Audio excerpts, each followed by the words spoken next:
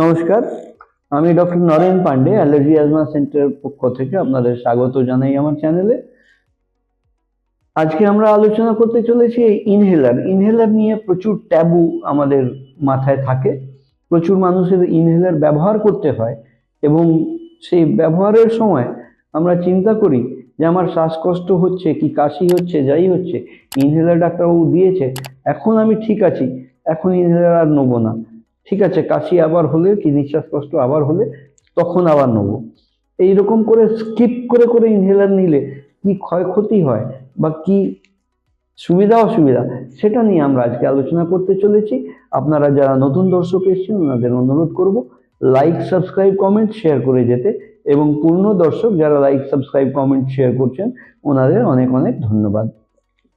আমরা কলকাতায় শিয়ালদা স্টেশনের পাশে 5 মিনিটের হাঁটা পথ মৌলালী মাজারের বাঁ দিকে যে রাস্তা প্রবেশ করছে তাতে প্রবেশ করে একটা বাড়ি ছেড়ে দ্বিতীয় বাড়িতে আমরা অবস্থিত। আমাদের এখানে পরিষেবা নিতে গেলে 500 টাকা আগাম নন রিফান্ডেবল জমা করতে হয়, যার জন্য আপনারা যোগাযোগ করে নিতে পারেন এই নিচে দেওয়া নাম্বার 7278034776-এ। মূল আলোচনায় চলে আসি ইনহেলার। এবার ইনহেলার যখনই প্রেসক্রাইব করা হয়, অনেক সময় কাশির মধ্যে ডাক্তারবাবুরা ইনহেলার দেয়। তখন মানুষ ভাবে আরে আমার তো শ্বাসকষ্ট নেই, তাহলে এই জিনিসটা কেন? প্লাস অনেক উপদেষ্টা মানুষও আমাদের সমাজে আছেন যারা এগিয়ে এসে ভলেন্টারিলি আপনাকে বুঝিয়ে দেন যে না না, এত খারাপ জিনিস নেওয়ার প্রয়োজন নেই। বাট ইনহেলারটা কি সত্যি খারাপ জিনিস?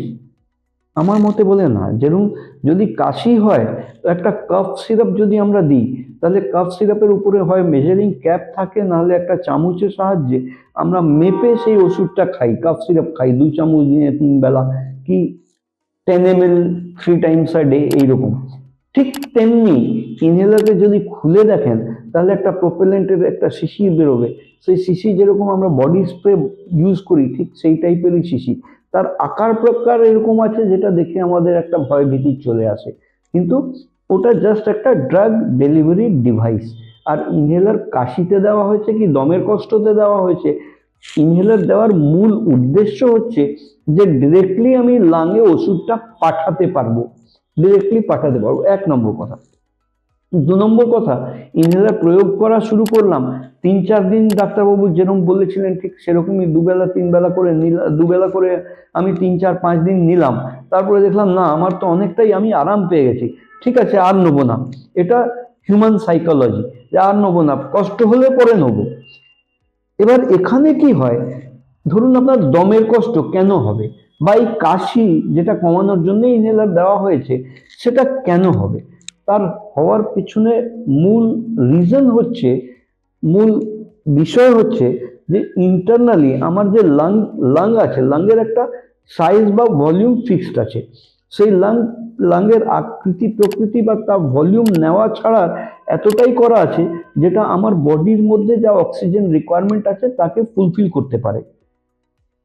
এবার বিভিন্ন অ্যাটপিক ডিসঅর্ডারের মধ্যে কি হয়, এই লাংয়ের মধ্যে ডিফারেন্ট ট্রিগারের জন্য লাংয়ের মধ্যে ইনফ্ল্যামেশন হয়, ফুলে ওঠে ফুসফুসে। ইনফ্ল্যামেশন হওয়ার ক্ষেত্রে কি হয়, লাংয়ের মধ্যে যে ভলিউম আছে, যে ক্যাপাসিটি আছে, সেটা কমে গেল। তো লাংয়ের ক্যাপাসিটি যখন কমে যাবে তখন বডিকে সেই ফিক্সড অক্সিজেন রিকোয়ারমেন্ট সাপ্লাই ওকে করতেই হচ্ছে, বলে ওর বারবার দম নিতে ছাড়তে হচ্ছে, 1 নম্বর। 2 নম্বর, কাশির ক্ষেত্রে যেটা আছে এই ঠিক সেই রকমই ইনফ্ল্যামেশন আর ইচিং লাংয়ের মধ্যে হয় বলে এই খুব খুব করে কাশি হওয়া আর শ্লেষ্মা বেরোনো 2 টাইপের হয়, একটা নন প্রোডাক্টিভ, একটা প্রোডাক্টিভ। প্রোডাক্টিভের মধ্যে কফ বেরোবে, নন প্রোডাক্টিভের মধ্যে শুকনো কাশি হবে, খুব খুব করে কাশি হবে। কিন্তু যেরকম অ্যালার্জিতে আমরা বলি যে গায়ে দাগড়া হওয়া, আমবাত হওয়া, চুলকানি হওয়া, ঠিক সেই জিনিসটা আমার যখন রেসপিরেটরি ট্র্যাক্টের মধ্যে হতে চালু করে তখন সেটা চেস্ট টাইটনেস দেয়, যেরকম ফাঁসির দড়ি ভিতরে বেঁধে রেখেছে, চেপে রেখেছে। প্লাস ওই ইচিং এর জন্য কাশি অনেক বেশ অনবরত বারে বারে কাশি হতে থাকে। সেটাকে কমানোর জন্য আমরা ইনহেলার দিই, যাতে লাংয়ের মধ্যে রেসপিরেটরি ট্র্যাক্টের মধ্যে ডাইরেক্টলি আমরা ওষুধটা পাঠিয়ে দিতে পারি। অর্থাৎ মাথায় এই জিনিসটা রাখা প্রয়োজন নেই, 1 নম্বর। 2 নম্বর, যে ওষুধগুলো আমরা ব্যবহার করি বিভিন্ন সময়, মন্টিলুকাস লেভোসিট্রিজিন ধরুন খাচ্ছি, ওটা দিয়ে আমি আরাম পাচ্ছি। এবার মন্টিলুকাস 10 মিলিগ্রাম, লেভোসিট্রিজিন 5 মিলিগ্রাম, দুটো মিলিয়ে হলো 15 মিলিগ্রাম। 15 মিলিগ্রাম মানে হলো 15,000 মাইক্রোগ্রাম। এটা সিম্পল কনভার্সন, যেরকম 1 কিলোগ্রাম অপরদিকে 1000 মাইক্রোগ্রাম, ঠিক সেরকমই 15 মিলিগ্রামের ওষুধ আমি ট্যাবলেট ওরালি খাচ্ছি, সেটা গিয়ে ব্রেকডাউন হয়ে, ডাইজেস্ট হয়ে, ব্রেকডাউন হয়ে ব্লাড স্ট্রিমের সাথে মিশে আমার অর্গানে আসতে 2 ঘন্টা সময় লাগছে। ইনহেলার ডাইরেক্টলি আমি দিয়ে দিলাম, 1 নম্বর। 2 নম্বর, আমি 15,000 মাইক্রোগ্রাম খেলাম, আর ইনহেলার যখন 1 পাক নিলাম তাহলে 100 মাইক্রোগ্রাম।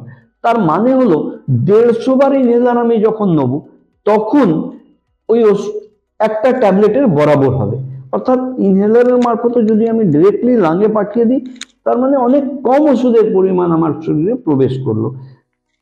1, 2, 3 নম্বর, যেটা সব থেকে বড়, যেটা আমি আলোচনা করছিলাম যে 3-4 দিন নিলাম তারপরে আমার যখন হবে তখন নেবো, এই ভাবনাটা ভুল ধারণা। এই জন্যে, বিকজ ওই যে বললাম ইনফ্লামেশন ভেতরে ফুলে উঠে, এবার ফুলে উঠলো, আমি ইনহেলার নিলাম, কমে গেল, তারপরে আমি ওয়েট করছি আবার ফুলে উঠবে, আবার ফুলে উঠলো, আবার আমি ইনহেলার নিলাম, কমে গেল। এই যে ওয়েট করছি বারবার, ফোলা কমা, ঠিক রাবার ব্যান্ড টানা ছাড়া করলে কি হবে, তার ইলাস্টিসিটি নষ্ট হয়ে যাবে।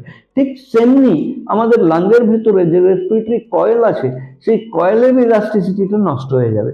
যদি নষ্ট হয়ে যায় তাহলে কি হবে, অ্যাজমা ছিল কনভার্ট হয়ে যাবে সিওপিডিতে, chronic obstructive pulmonary disorder. Asthma is a reversible disorder, chronic obstructive pulmonary disorder is non reversible disorder. সেই জন্য ইনহেলার যদি ডাক্তারবাবুরা প্রেসক্রাইব করে থাকেন, তাহলে যেরকম ডোজ দিয়েছেন, যেরকম সময়ের জন্য দিয়েছেন, সেটা কিন্তু স্ট্রিক্টলি ডিলিজেন্টলি ফলো করুন আপনার নিজের ভালোর জন্য, যাতে ফিউচারিস্টিক আরো গতি খারাপ না হয়।